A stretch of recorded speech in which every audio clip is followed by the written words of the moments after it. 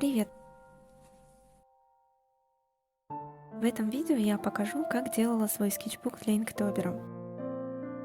Скетчбук будет формата А5 на 32 листа. Для этого берем 16 листов формата А4, сложенных пополам. Процесс складывания называется вальцовка.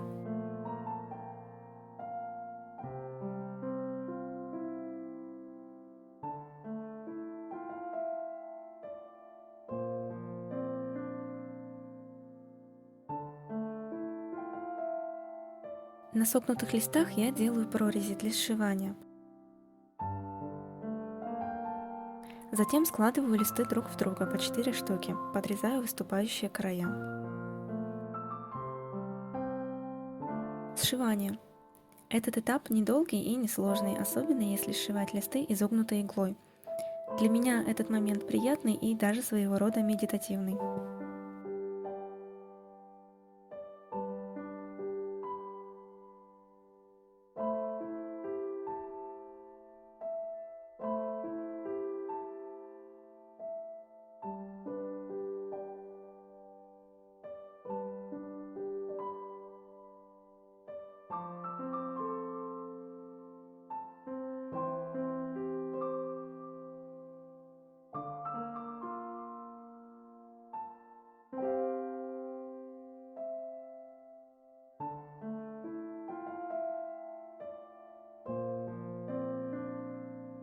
Форзацы. Для них я взяла бледно-голубую бумагу, но когда приклеила их к основному блоку, то нашла подходящие листы серого цвета. Переделывать было поздно, и я оставила как есть.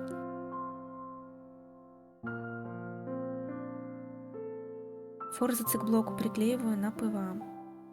Отступаю от корешка 5 мм и хорошо промазываю клеем. Я пробовала клеить форзацы на двусторонний скотч, но густой слой ПВА оказался надежнее. Для корешка я беру синтетический материал спанбонд. Он тонкий, но достаточно прочный.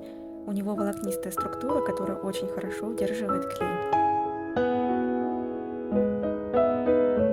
Оставляю блок просохнуть до следующего вечера. Затем для твердой обложки я беру плотный детский картон.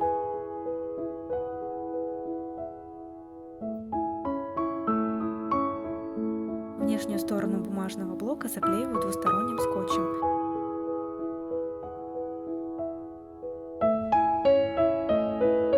Одна полоса скотча прилипла раньше, чем нужно, и пришлось подрезать выступающий край и вклеивать в пропущенный участок.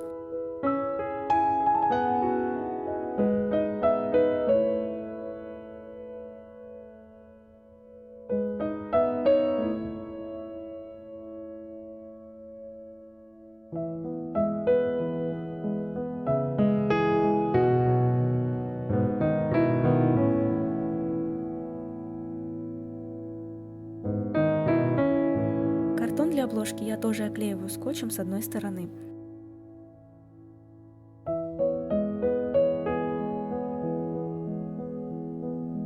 На второй картонке у меня закончился широкий скотч, пришлось наставлять скотчем поуже.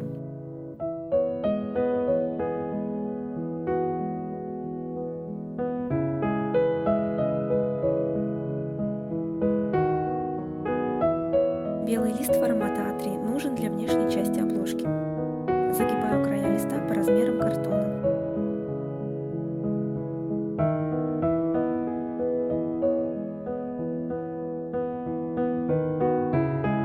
Обрезаю лишнее и перехожу к оформлению.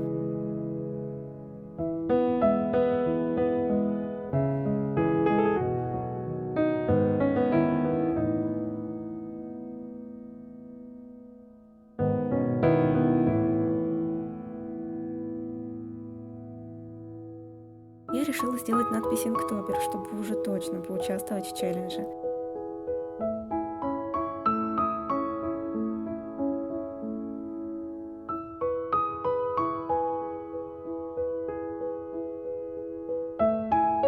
Я раз 5 перерисовывала надпись, чтобы меня более-менее устроил результат.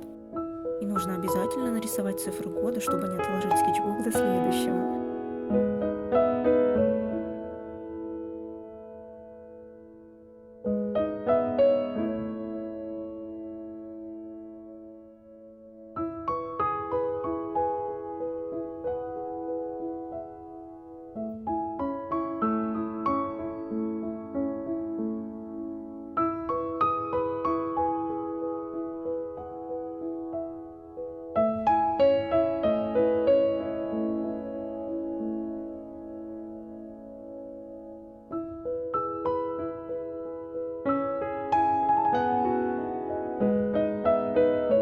Затем я обвожу контуры черной шариковой ручкой.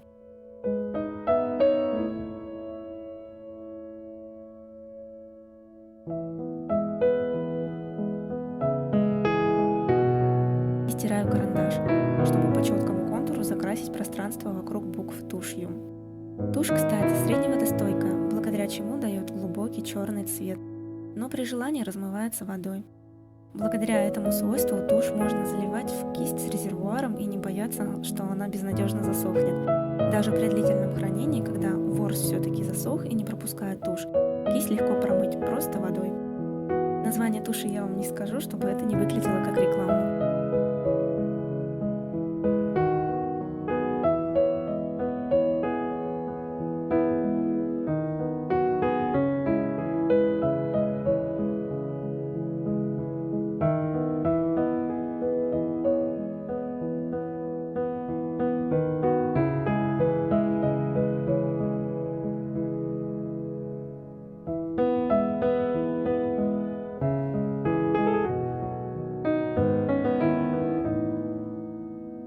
Меня смущало, что обложка слишком белая, и я решила похулиганить. Смешала тушь с водой и затонировала бумагу неоднородными разводами.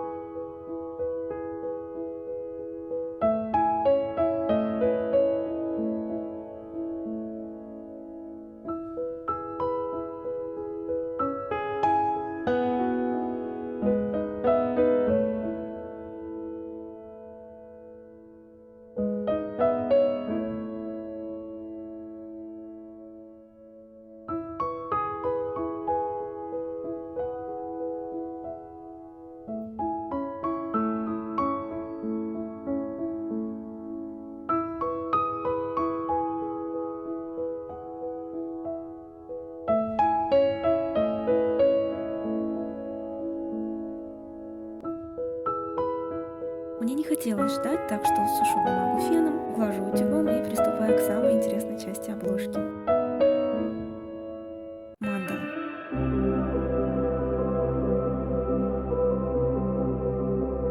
Рисую обычными спиртовыми маркерами с наконечниками разного диаметра. Рисунок я делаю на глаз, потому что мне лень вычерчивать направляющие линии.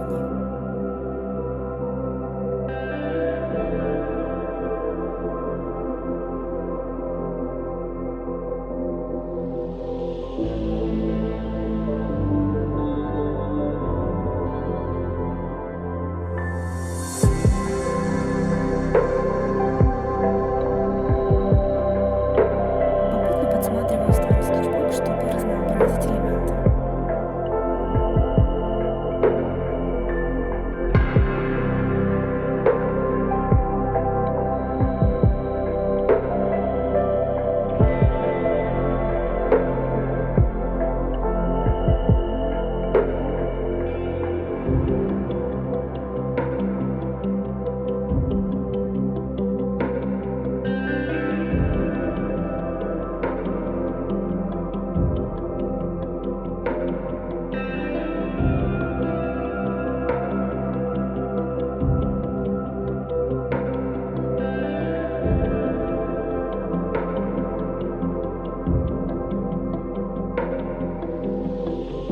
Ввожу рисунок белой ручкой, чтобы он не слишком сливался с фоном.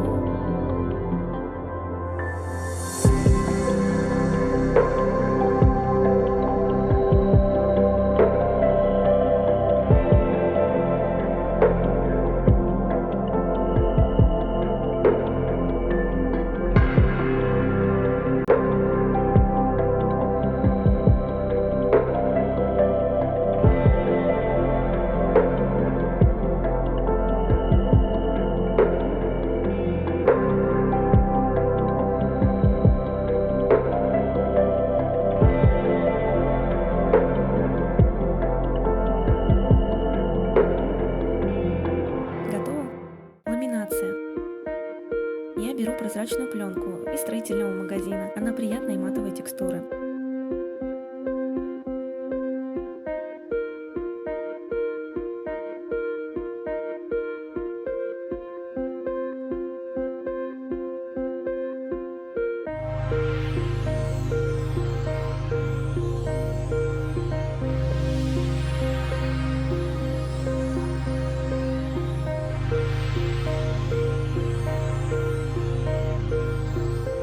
Отрезаю почти по размеру ладошки и приклеиваю.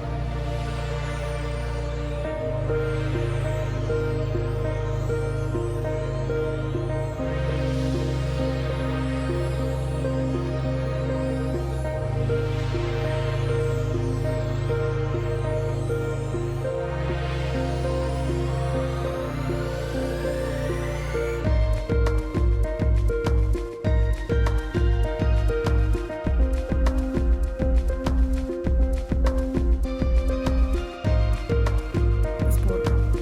Это самая кропотливая часть, в которой заметна любая неточность.